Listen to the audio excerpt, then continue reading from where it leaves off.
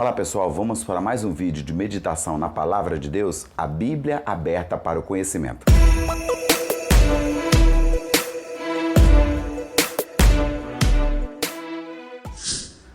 Hoje nós vamos refletir sobre anjos protetores, ou sobre a proteção dos anjos, proteção angelical, ou o anjo da guarda, como muitos às vezes dizem, e vamos ver se esse tema, esse assunto, tem alguma base bíblica para as nossas vidas. Vamos ver lá?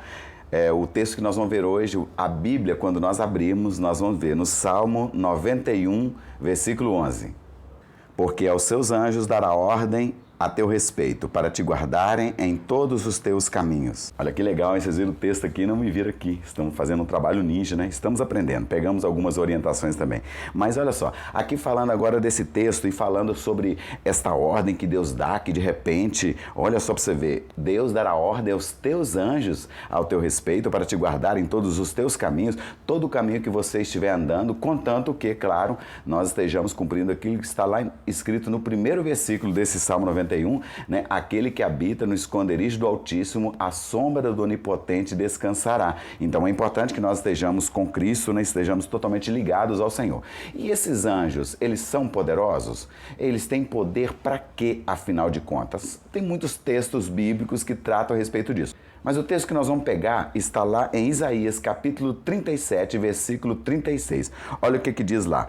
Então saiu o anjo do Senhor e feriu no arraial dos assírios a 185 mil deles. E quando se levantaram pela manhã cedo, eis que todos estes eram corpos mortos. Olha só que poder. Um anjo, numa noite, ele matou 185 mil homens. Era uma guerra entre a Assíria contra Jerusalém, né? Na época, quem era o rei de Judá era o rei Ezequias, e o rei Senaqueribe foi contra eles, e neste momento aqui o Senhor operou um grande livramento para o povo de Israel. Tem outras passagens bíblicas, mas agora eu vou olhar mais relacionado a uma pessoa, a pessoa de Jacó. Nós vamos ver alguns versículos aqui do capítulo 31, 32 e 33 do livro de Gênesis, né? Começando pelo capítulo 32, versículo 1, fala assim que Jacó também saiu o seu caminho, e encontraram-no os anjos de Deus, e Jacó disse, quando os viu, este é o exército de Deus, e chamou aquele lugar Manaim. Aqui agora ele teve um momento que ele foi numa direção, e naquela direção ele encontrou com os anjos de Deus, e ele chamou de exército de Deus, ou acampamento dos anjos, como alguns também dizem, né? Que o nome é chamado de Manaim, o lugar lá. Mas antes disso, lá no capítulo 31, versículo 26, quando ele estava agora saindo da casa de Labão, Labão era o seu sogro, e ele estava saindo de lá meio que fugido, né? Claro que ele não tinha que fugir porque ele era livre, mas ele sabia que Labão ia segurá-lo lá, então ele saiu meio que às escondidas, falou com as esposas, elas concordaram e ele saiu. Labão descobriu e foi atrás dele, 3 dias depois o encontrou, mas Deus já havia dito para Labão que não deveria tocar nele, né? E aí eles discutem ali, resolvem aquelas questões, e em um dado momento Labão aqui no versículo 26, ele fala assim, olha, então disse Labão a Jacó, que fizeste, que lograste e levaste as minhas filhas como cativa pela espada? Na verdade, elas não eram dele, porque Jacó tinha trabalhado 14 anos por elas, mas de qualquer maneira era uma discussão que eles estavam resolvendo, e eles conseguiram resolver tudo, e quando eles resolvem tudo agora no versículo 54 de Gênesis capítulo 31,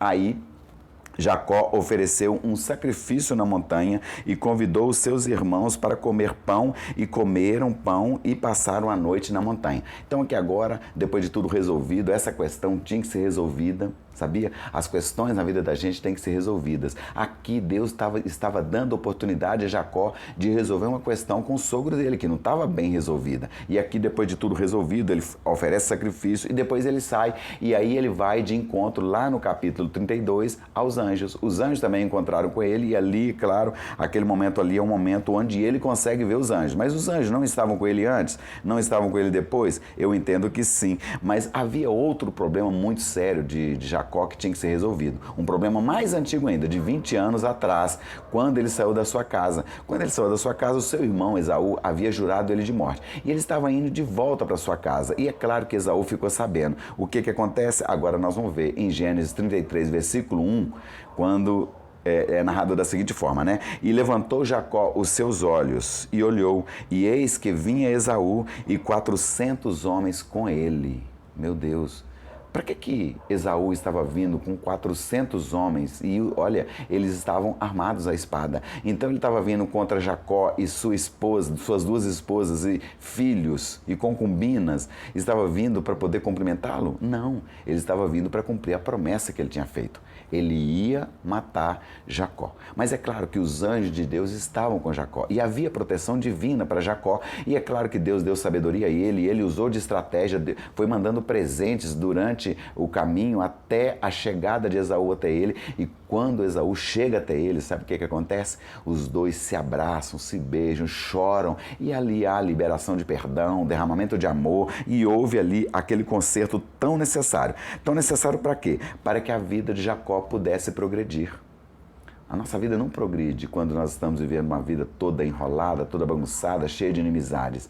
E ali houve dois concertos maravilhosos. E tudo isso com a presença de Deus e com a presença dos anjos também. Tem outro momento que a gente vê agora no Novo Testamento, no momento de Jesus. Quando Jesus é tentado no deserto, ele com certeza tinha a presença dos anjos ali também. E é tão interessante que lá em Mateus capítulo 4, versículo 11, está narrado da seguinte forma, olha: então o diabo o deixou, e eis que chegaram os anjos e o serviam. Olha só que maravilha, os anjos estavam ali, eles estavam prontos para servir Jesus, e logo depois da vitória, eles chegaram e serviram Jesus, e alimentou Jesus, e cuidou de Jesus ali, né?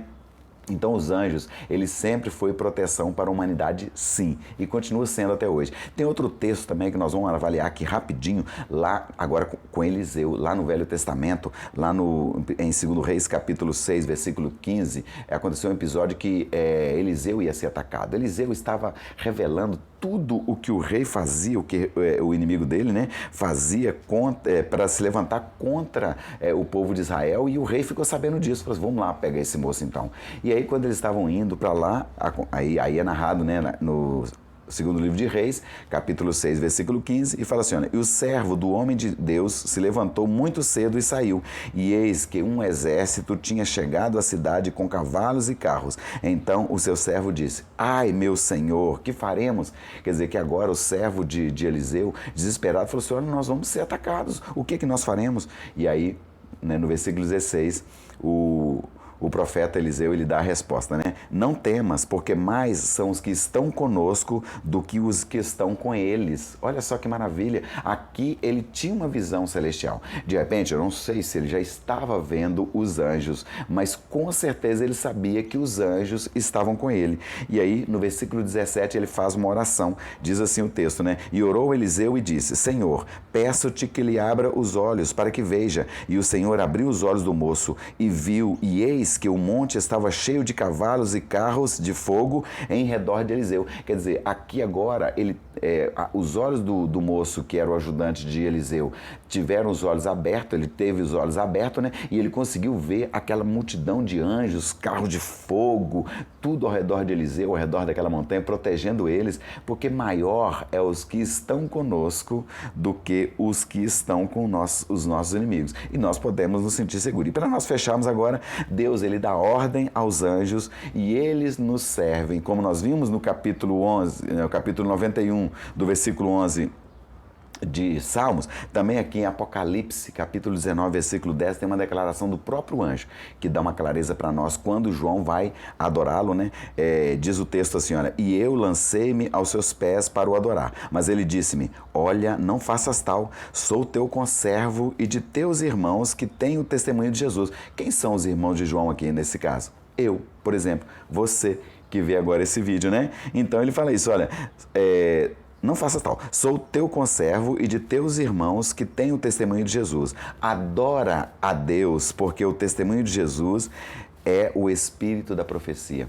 Então o propósito é nós adorarmos ao Senhor, glorificarmos ao Senhor e, é claro, entendermos claramente. Há anjos à nossa disposição, há anjos que nos servem, há sim, queridos, e nós temos apenas que crer. O tempo todo você nunca está sozinho, nunca está abandonado, e sempre Deus dará ordem aos anjos dele a respeito de você para te proteger e te guardar. Amém? Espero que esse vídeo tenha falado ao seu coração.